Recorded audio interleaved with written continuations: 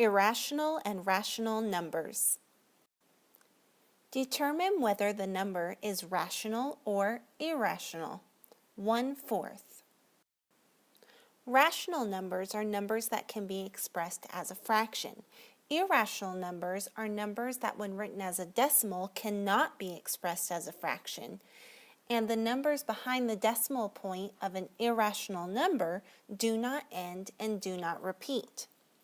Since we have a fraction of 1/4 in our problem, this number is already written in fraction form, so we know automatically that this is a rational number.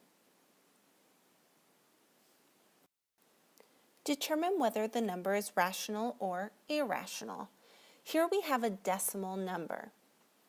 And in order to determine if this is rational or irrational, we need to look at the decimal expansion of the number. The numbers behind a decimal of an irrational number do not end and do not repeat. Therefore, we need to see if any of the values repeat or if there's a pattern to the values behind the decimal point. If we look, we have 2, 3, 4, 2, and then it starts again at 2, 3, 4, 2.